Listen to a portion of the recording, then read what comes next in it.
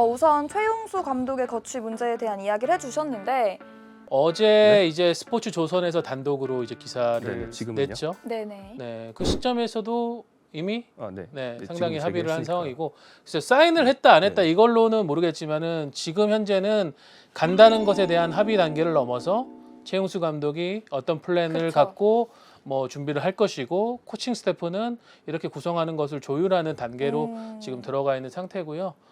뭐 금주 내, 금주 초 안에 발표가 될 것으로 보입니다. 이제 최용수 감독이 강원으로 부임을 한다면 사실 강원이 위기잖아요. 반등할 수 있을까요? 첫 경기가요. 네. FC서울 원정입니다.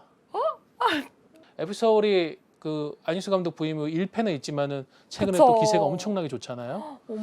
최용수 감독을 아는 사람들 그 얘기를 하더라고. 그것도 아마 엄청 고민을 했을 거다. 정서적으로 또 감정적으로 공감대가 상당히 큰 팀이잖아요. 그쵸. 그 팀을 강원 데뷔전에서 바로 상대해야 된다는 점. 그리고 최근에 서울의 경기력이나 기세 이런 면을 봤을 때 두 경기에서의 생존 싸움이 어느 정도 가능성 확률이 있을 거냐에 대한 좀 냉정한 현실 평가 이런 것들이 좀 고민이 됐을 거라는 얘기는 하더라고요. 제가 듣기로는 서울 팬분들이 들으면 깜짝 놀랄 만한 분이 합류한다는 이야기가. 분이라는 거는 이제 선수가 아니고 위쪽의 스태프로? 네. 그래요. 최용수 감독이 서울의 레전드잖아요. 네. 네. 또 다른 레전드가 또 어쨌든 제가 지난주 듣기로는 간다고 했다고 하더라고요. 네. 그런 이야기도 있었어요. 최용수 감독이 이영표 대표에게 당장 요구한 이번 겨울에 영입해야 될 선수 리스트도 있다. 그런 얘기까지 나오고, 야, 그 리스트의 면면을 봤을 때는 상당히 쉽지 않은 캐스트들인데 그래요? 이것까지도 이영표 대표이사가 받겠다고 했을까? 뭐 그런 이야기들도 좀 돌았고요. 일단 중요한 거는 그 부분이겠죠. 한 열흘 정도의 서울전 전까지 준비할 시간이 주어지는 동안에 강원이 갖고 있는 패배 의식을 얼마나 걷어내고, 그러니까 패배 의식이라고 표현을 해서 강원 팬들한테 좀 죄송하지만 어쨌든 강원이 지금 승리를 못 거두고 있는 상황이 또 길어지고 있잖아요. 하실점 경기도 최근에 2차례 냈고 4경기 중에 그걸 얼마나 걷어낼 거냐. 두 번째는 어쨌든 기존에 김병수 감독이 해오던 축구의 어떤 성질, 전술적 경향, 방향, 색깔 이게 최용수 감독이 하려는 축구와는 상당히 다르죠. 많이 다르죠. 예, 차이가 큰데 그걸 얼마나 빠른 시간 안에 선수들이 체득을 할 것이냐.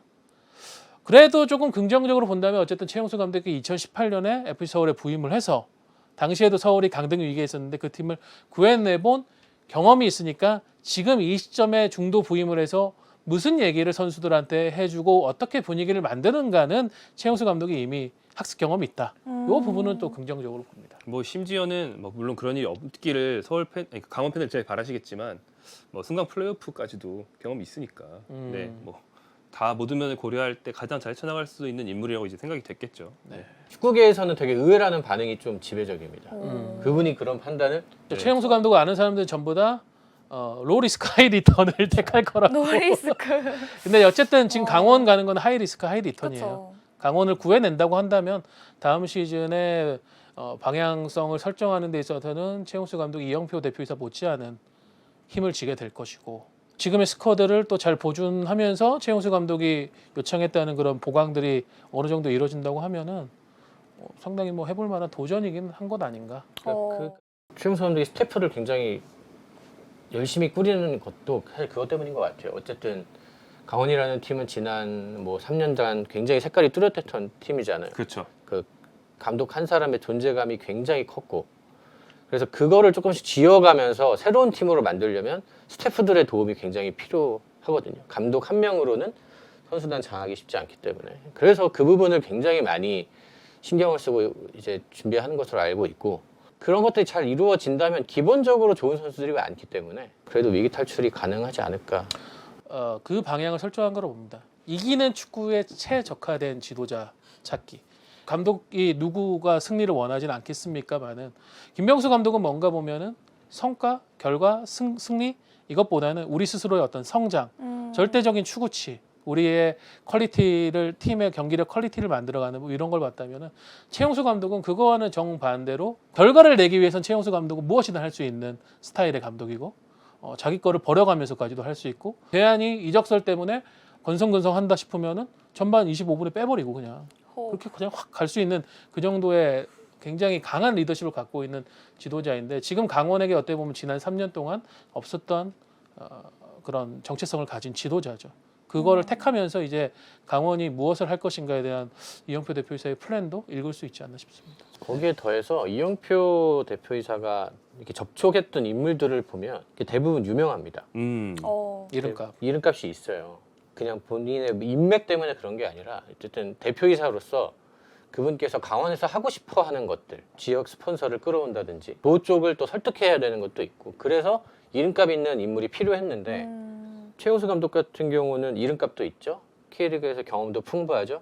뭐 지도자로서의 능력도 있죠. 그렇기 때문에 거의 최상의 카드를 손에 쥐었다고 보면 될 것 같고 극적으로 뭔가 반등의 여지를 어쨌든 만든 게 아닌가 저는 좀 그렇게 생각을 합니다. 강원은 또 구장 문제도 있지 않나요? 네, 지금 네. 뭐 원준이, 뭐 홍천이니, 뭐 춘천이니 굉장히 지금 말이 많은데 어쨌든 그거를 위해서도 또 약간 그렇죠. 일종의 얼굴 이영표와 최용수가 함께 있다. 어. 강원도에서도 굉장히 환영할 만한 선임이죠. 그 강원의 전 대표이사였던 네. 조태룡 대표가 과거에 이제 강원을 강하게 어떤 선수단 중심 스쿼드를 뭐 이근호, 정조국, 뭐 오범석, 황진성, 뭐 김경중 대단한 선수들을 막 끌어모으면서 강원이 뭐 하려고 하는 거야 이러고 할 때 그때 조태룡 대표이사가 한 얘기가 뭐냐면 나는 여기에 방점으로 감독을 최용수 감독을 데려오고 싶었다.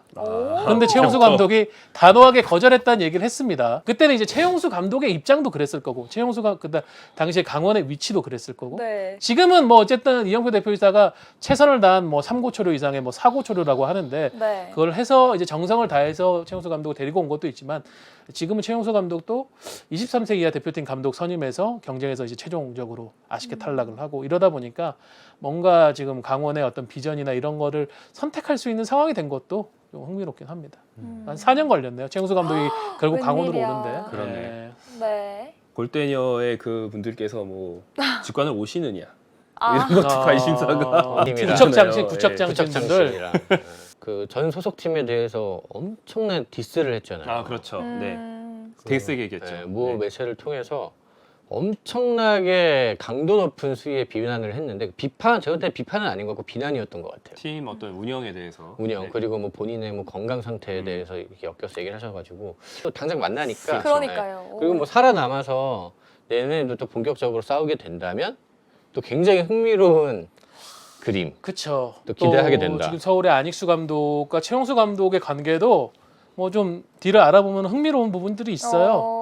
그 2010년에 네. 빈가다 감독 체제 때 안익수 감독은 수석 코치 좀 이상급의 어떤 중요한 역할을 팀에서 했었고 최용수 감독은 이제 그때 막내 코치에서 벗어나서 이제 중간 코치 정도였었는데 그때도 뭐 두 분의 관계가 상당히 흥미로웠다는 얘기가 있더라고요. 아, 그래서 그래요? 당장 지금 이 최용수 감독의 복귀전이 될 이 네. 강원과 서울의 대결이 여러모로 흥미로울 것 같습니다. 아예 남남보다 더 이기고 싶은 상대다. 이럴 수 있겠는 거죠. 그럴 그쵸, 수가 그쵸. 있죠. 그러니까 서울도 네. 사실 그 인터뷰 보면 얼마나 기분이 좀 그랬겠어요. 그렇죠. 그렇죠, 그렇죠. 정확하게 말씀드리면 서울에서는 그게 사실이 아니라고 얘기합니다. 그러니까 일부 그분께서 얘기하신 그런 여러 뭐 비판했던 디스크인데 네. 깨병이라고 했다는 뭐 그런 거는 우린 전혀 그런 적이 없고 뭐 사실 근데 거기가 대놓고 막 공식 입장을 내거나 그러진 않죠. 일을 크게 만들고 싶지 않으니까. 근데 사실 그렇게 감독이 앞에서 얘기를 했기 때문에 FC 서울 구단은 온몸으로 비난을 받았잖아요. 팬들로부터. 사실 그런 거에 대해서 제가 볼 때는 억울한 부분은 있어요. 억울한 부분은 있는데 굳이 어필하지 않는 거고. 표면적으로는 아름다운 어떤 만남이겠지만은 그 수면 아래에서는 또 여러 가지 이야기가 있을 수 있다.